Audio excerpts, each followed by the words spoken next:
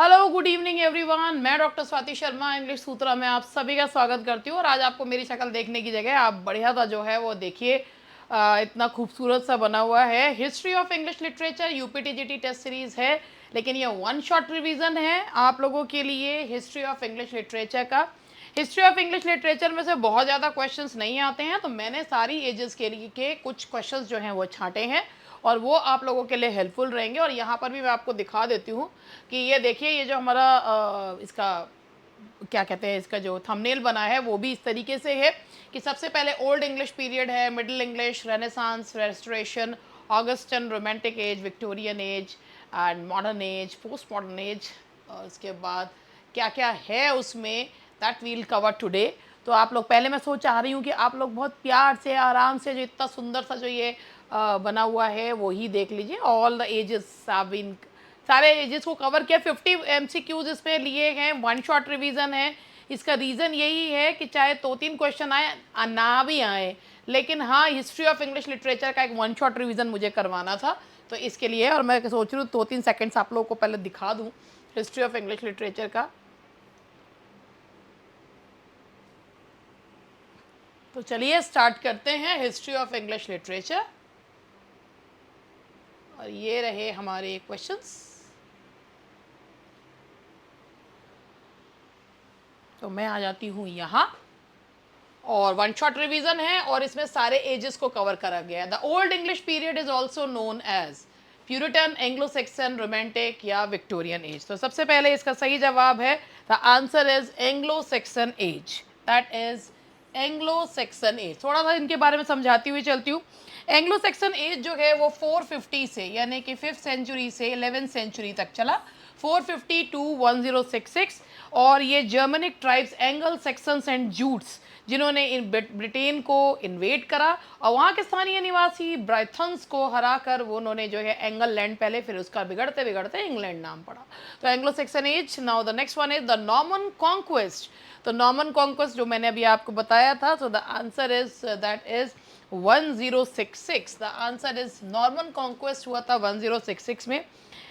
William जो कि Normandy का शासक था, विलियम द कॉन्करर, उसने एंग्लो सेक्सन किंग हैरोल्ड को हराकर बैटल ऑफ हेस्टिंग्स हुआ था 1066, यानी कि 11th सेंचुरी में। और इससे इंग्लैंड में फ्रेंच इन्फ्लुएंस आया था। French influence came in England. किसको हराया था? विलियम द कॉन्करर, नॉर्मेंडी का राजा था, उसने एंग्लो सेक्सन किंग हैरोल्ड को बैटल ऑफ हेस्टिंग्स में हराया था। हैरोल्ड को विलियम द कॉन्करर ने बैटल ऑफ हेस्टिंग्स में 1066 में हराया था। And after this conquest, French speaking class ruled England. Which age is associated with humanism and revival of learning? भाई विलियम शेक्सपियर की एज, हालांकि इंग्लैंड में रेनेसांस काफ़ी लेट आया, and that is renaissance. Revival of learning is renaissance. The romantic as officially began with the publication of, romantic as की शुरुआत मानी जाती है 1798 से, and it began with the publication of lyrical ballads. That was जो ये एक collaboration था, दोनों जो राइटर्स थे, William Wordsworth and ST. Coleridge. The Victorian age is generally associated with the rain of, बहुत सिंपल क्वेश्चन है। विक्टोरियन एज पे शासन करा क्वीन विक्टोरिया ने, और इनके बारे में ये है कि क्वीन विक्टोरिया के जीवन काल में ही इस एज को विक्टोरियन एज नाम दे दिया गया था, 1837 to 1901। Next, the modern age in English literature was greatly influenced by, modern age is greatly influenced by world wars. That is world wars. चाहे टी.एस. इलियट की आप वेस्टलैंड पढ़िए, या कोई और भी जो है, टी.एस. इलियट की वेस्टलैंड इसका सबसे बढ़िया एग्जाम्पल है। तो वर्ल्ड वॉर्स है, ट्रॉमा, डिसइल्यूजनमेंट एंड डिस्ट्रक्शन दिखाने के लिए। वर्ल्ड वॉर्स के बाद जो फ्रेगमेंटेशन है वो दिखाती है। और मॉडर्न लिटरेचर का ये देखो, ये एक मक्खी है और ये मेरे बोर्ड पे पूरा लिख रही है। ये देख रहे हैं आप कि ये जो चल रहा है ये मेरे क्या है यार, ये मक्खी ने मुझे ऐसा दुखी कर रखा है ना। The post modern age is mainly characterised by post modern age जो है वो is mainly characterised by metafiction and fragmentation. Metafiction और फ्रेगमेंटेशन से कैरेक्टराइज्ड है। मेटाफिक्शन का मतलब होता है जिसमें ये ओपनली रिकॉग्नाइज किया जाता है कि whatever you are studying that is fiction, तो इससे जुड़िए मत। The restoration age began in, बताइए बताइए, रेस्टोरेशन एज यानी कि मोनार्की जब पुनर्स्थापित हुई थी, एंड दैट इज इन 1660, जब चार्ल्स सेकंड जो हैं वो गद्दी पर आए थे। This age is known for reason and order. Reason and order के लिए जो एज जानी जाती है नियो क्लासिकल एज, इसको कहा ही जाता है age of reason and order, और नियो क्लासिकल एज है। पोप इसके रिप्रेजेंटेटिव पोएट थे। The romantic poets reacted against, romantic poets ने रिएक्ट करा था नियो क्लासिकल एज के डेकोरम के और रीजन के अगेंस्ट, तो that is C classicism and reason. Alliteration is a chief characteristic of, alliteration जो चीफ कैरेक्टरिस्टिक है एलिट्रेशन है वो किसकी है, that is old English poetry की। जैसे कि इनकी ये एंड्राइंस पर जो है वो नहीं होते थे, ये इनकी जो पोइट्री होती थी ओल्ड इंग्लिश की एलिट्रेटिव वर्ड्स हुआ करती थी, जैसे हमें देखने को मिलती है ब्यूवुल्फ में, इनकी एलिट्रेटिव वर्ड्स हुआ करती थी, और ये हमें देखने को मिलती है ब्यूवुल्फ में।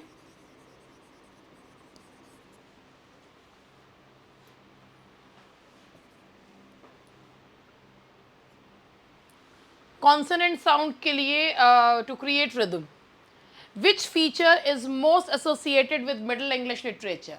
Stream of consciousness modern age का है, सेटायर नियो क्लासिकल एज का है, साइंटिफिक रेशनलिज्म मॉडर्न एज या विक्टोरियन एज का मान सकते हैं। तो ये chivalry and courtly love middle English का है, chivalry and courtly love, chivalry and courtly love है, जिसमें फ्रेंच रोमांसेस हैं, Sir Gawain and the Green Knight वगैरह, तो chivalry and courtly love. Comedy of manners flourish during, they अच्छे हैं ना क्वेश्चंस। कॉमेडी ऑफ मैनर्स या जिसे सिटी कॉमेडी भी कहा जा सकता है। जी बताइए, Puritan restoration comedy of manners जो है वो कब आया था, that is in restoration period.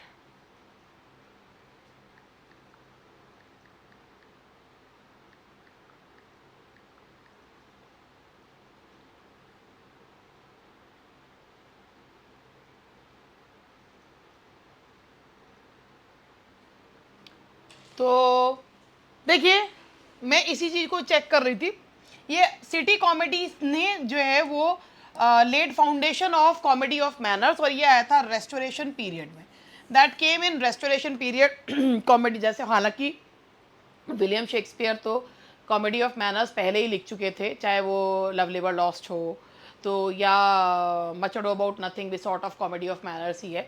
तो कॉमेडी ऑफ मैनर्स जो है वो रेस्टोरेशन एज में आई थी, जब थिएटर्स खुले थे 1660 में थिएटर्स खुले, अपर क्लास ऑडियंस को या सिटी का जो ऑडियंस थी उनको ये कॉमेडी ऑफ मैनर्स काफ़ी पसंद आया। और ये कॉमेडी ऑफ मैनर्स होता है जो समाज के उच्च वर्ग का एक मजाक उड़ाता है। The romantic age emphasised, romantic age ने एम्फेसाइज करा है किस पे, emotion and imagination and back to nature, back to nature. Victorian literature is noted for social realism and morality, क्योंकि भाई डार्विन का आया था है ना, ओरिजिन ऑफ स्पीशीज आया, लोगों का एक तरीके से भाई एक विक्टोरियन कॉम्प्रोमाइज आया था, पीपल स्टार्टेड, लोगों का जो है एक तरीके से धर्म से विश्वास जो है वो हट गया था, दे बिकेम मोर रेशनल, तो एक कॉम्प्रोमाइज हुआ, तो सोशल रियलिज्म एंड दे मतलब कहीं ना कहीं they gave more importance to morality. Hardy की, इसीलिए ही हार्डी को उनका जो वर्क था जूट द ऑब्सक्योर को, उसके लिए उनको बहुत ह्यूमिलिएट होना पड़ा था, क्योंकि Victorians although they were pseudo moralist, but alienation and fragmentation are major features of, alienation and fragmentation है मॉडर्न लिटरेचर के, क्योंकि ये लिटरेचर जो है वो वर्ल्ड वॉर्स के बाद की स्थिति को बताता है, वर्ल्ड वॉर के। Which age stressed correctness in writing, चाहे आपका जो कंटेंट है वो कैसा भी हो, मगर वो लिखा हुआ बहुत बढ़िया होना चाहिए. The style should be apt whatever be the content, and that is neoclassical age. The answer is A, neoclassical age. Now next question is stream of consciousness technique became prominent. Stream of consciousness technique जिसको William James ने principles of psychology में use किया, फिर Virginia Woolf ने, फिर James Joyce ने, और modern writers ने इसको फ्लरिश किया. तो this is the technique of modern age. Which literary movement emphasized nature and imagination? And that is Romanticism. Satire became highly developed during. Satire जो है वो highly developed हुआ कब? Neoclassical age. ये एज बेसिकली इसमें poetry को इतना स्थान नहीं दिया गया, इसमें कैरिकेचर्स, इसमें सटायर को, और इसमें कॉफ़ी हाउस कल्चर जो है वो काफ़ी फ्लरिश हुआ. इसमें जर्नल्स बहुत ज़्यादा फेमस हुए. Who wrote Beowulf? Nobody knows who wrote Beowulf. That was an anonymous poet. Geoffrey Chaucer is best known for. Geoffrey Chaucer जाने जाते हैं, अरे किसको नहीं पता होगा, कैंटरबरी टेल्स के लिए जाने जाते हैं. जेफरी चॉसर का मास्टरपीस मैग्नम ओपस है कैंटरबरी टेल्स, जो कि एक group of pilgrims are going to visit Thomas Becket's shrine. Piers the Ploughman was written by. Piers Ploughman, हालांकि इस प्रकार के क्वेश्चन आने की संभावना ना के बराबर है, मगर हिस्ट्री का वन शॉट रिवीजन है. तो that is William Langland. The answer is A, William Langland. Which writer is known as the father of English poetry? And that is Chaucer. ये ड्राइडन ने कहा है, ड्राइडन ने उनको लेबल दिया है फादर ऑफ इंग्लिश पोइट्री. किसने कहा है? ड्राइडन ने. ड्राइडन ने कहा है father of English poetry because he chose to write in the vernacular language. उन्होंने जो है मिडल इंग्लिश डायलेक्ट में उन्होंने लिखा है. उन्होंने फ्रेंच या लैटिन में ना लिखकर उन्होंने वर्नैकुलर या मिडल इंग्लिश डायलेक्ट में लिखा है. Doctor Faustus was written by. Doctor Faustus जो कि रेनेसांस स्पिरिट को बताता है, it is by Christopher Marlowe. The Faerie Queene is written by. Faerie Queene बहुत ही फेमस वर्क है एडमंड स्पेंसर का. इट्स एन एलिगरी, और स्पेंसर इसकी काफ़ी सारी किताबें लिखना चाहते थे but he could not complete it. और ये क्वीन एलिजाबेथ फर्स्ट को उन्होंने इसमें ग्लोरियाना के रूप में प्रस्तुत किया है, और इससे एक स्टेंजा फॉर्म उभर कर आई थी. That was Spenserian stanza, 9 line stanza.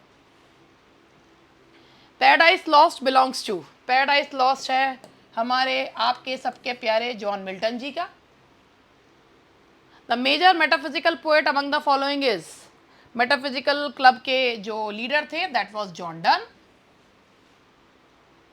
Absalom and Achitophel was written by. It is a satire by John Dryden, the first official poet laureate. The Rape of the Lock क्या है? The Rape of the Lock है mock epic. It's a mock epic by Pope. Gulliver's Travel ये भी एक satire है, neoclassical age को belong करता है. It is by Jonathan Swift. Robinson Crusoe is a work by Prodigal Son की कहानी, Daniel Defoe. Who among the following belong to the first generation of romantic poets? जो first generation of romantic poets हैं वो कौन कौन है? उनमें है, इनमें जो हैं ये हैं William Wordsworth, S T. Coleridge and Robert साउथर.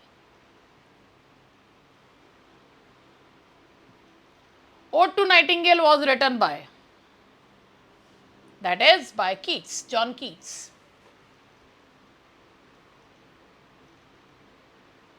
The Wasteland was written by. Wasteland is written by T.S. Eliot. Wasteland is a work by T.S. Eliot.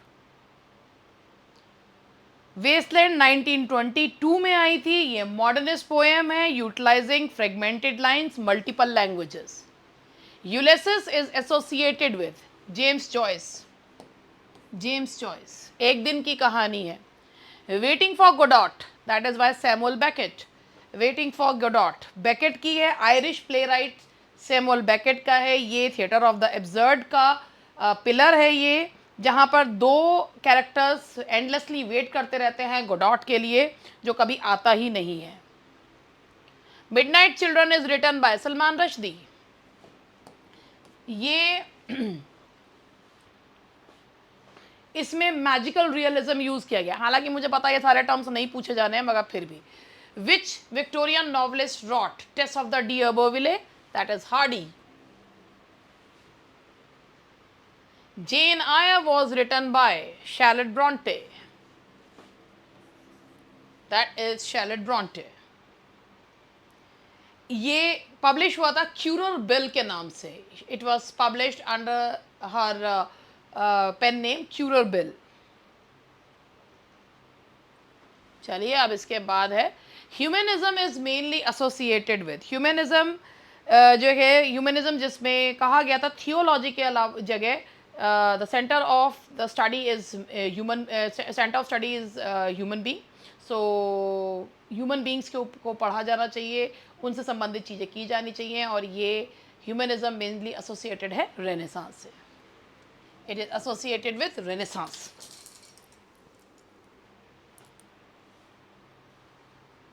Renaissance ने जो फोकस शिफ्ट किया था मेडिवल स्कॉलस्टिसिज्म से क्लासिकल ह्यूमैनिटीज़ की तरफ, स्टडी ऑफ जो है classical language और Greek and Roman languages. Romanticism emphasise, romantic writers they were against neo classical writers, so they focused on imagination, they gave emphasis to imagination. Realism mainly focuses on, realism क्या होता है? Reality, that is everyday life and society. Realism का मतलब ही क्या होता है? Everyday life and society. भाई रियलिज्म जो है वो कहता है कि जो ये आइडियलाइज्ड वर्ल्ड है नेचर का, जिसमें हर चीज़ बहुत बढ़िया बढ़िया है, उसको छोड़ के रियलिज्म कहता है कि ह्यूमन बींग्स को ऐसे पोर्ट्रे करो as they exactly are. Middle class और लोअर क्लास के स्ट्रगल को दिखाता हुआ। Modernism is marked by, modernism लिखा गया था वर्ल्ड वॉर के आफ्टर इफेक्ट्स को देखते हुए। तो ये फ्रेगमेंटेशन एंड एक्सपेरिमेंटेशन है। इसमें जो टेक्निक्स थी जैसे कि स्ट्रीम ऑफ कॉन्शियसनेस वगैरह यूज़ की गई हैं, इंटीरियर मोनोलॉग्स हैं। Post modernism is often characterised by, ये है आयनी एंड मल्टीप्लिसिटी, पस्टिशे भी इसमें यूज होता है, amalgamation of so many styles.